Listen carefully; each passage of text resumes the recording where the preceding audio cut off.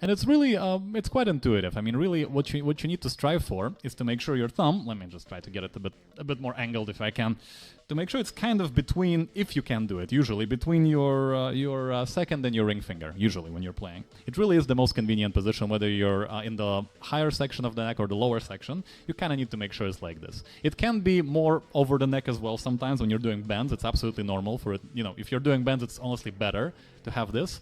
And that's another thing that I wanted to bring up.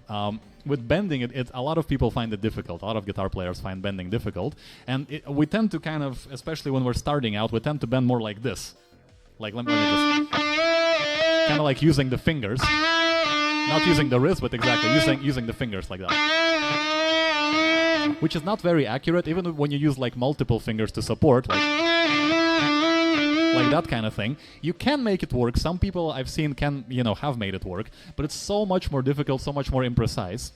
The best thing you can do is to bend from the wrist. This is something I picked up from Joe Satriani from one of his lessons way back in the day. And the idea is to kind of pivot and make sure your wrist does all the motion. You see? It's like,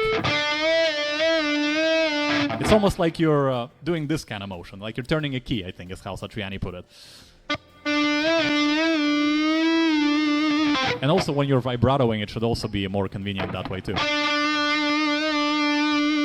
It's a bit more difficult to control your vibrato like that. I also sometimes descend to just doing it from the finger. But really from the wrist, you get a lot more precision, a lot more control, and in the long term, by the way, this will really help. It will make it a lot less likely that you'll get injured, that your fingers will get hurt. Because when you're bending from the wrist, it's just much easier. It's much easier, much lighter, and you can even do bends like way lower.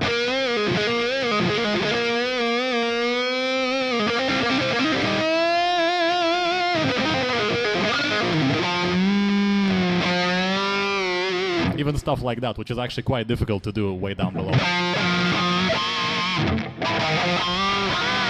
Oh man.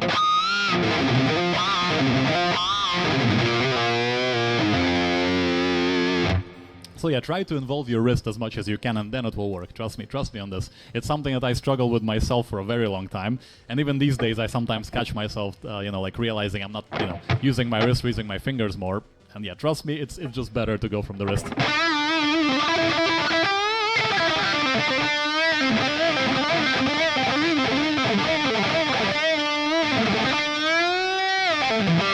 Yeah, you can even get away with doing really ridiculous bends like that, because you just have more, I guess, more leeway that way. You just have more, how do you call this exactly? More of a fulcrum, more of a pivot that way.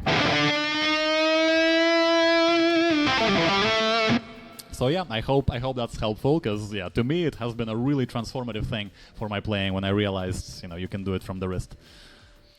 Yeah, fingers for vibrato, yeah, just like I said. This is more common for me, especially when I'm doing vibrato from like the, the first finger, from the index finger. I still involve my wrist a lot, you see, but I do sometimes do it with the fingers. Maybe when I play on the higher frets. I'm just trying to kind of like figure this out as I'm doing it. Yeah, but even here, I'm mostly using it from, mostly doing it from my wrist, actually.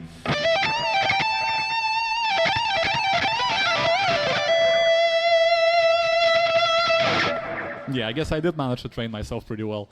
Yeah, it's overall just a lot more musical sounding and just easier to execute. So yeah, do work on this if you want your vibratos to sound better, if you want your bends to be more accurate, definitely work on this. And the exercise, by the way, to do it, how Satriani showed it, is just, you take a note, let's say you do a B string 12th fret, right, so note B, and then you drop down a couple of frets, and you try to match that pitch, like that, so.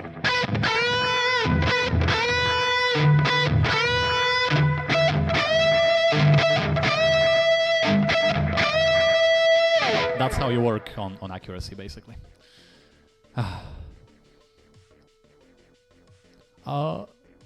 Yeah, right, yeah, Ambro is also very right about this, exactly. You can even start with doing like a semitone bend, so just one fret. Like, for instance. Much easier. Then eventually move down to doing a full step bend, so 2 frets. And anything beyond that gets a lot more tricky. Like a lot more tricky.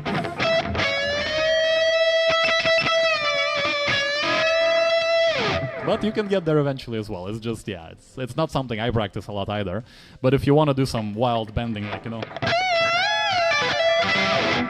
then you kind of need to work on that as well.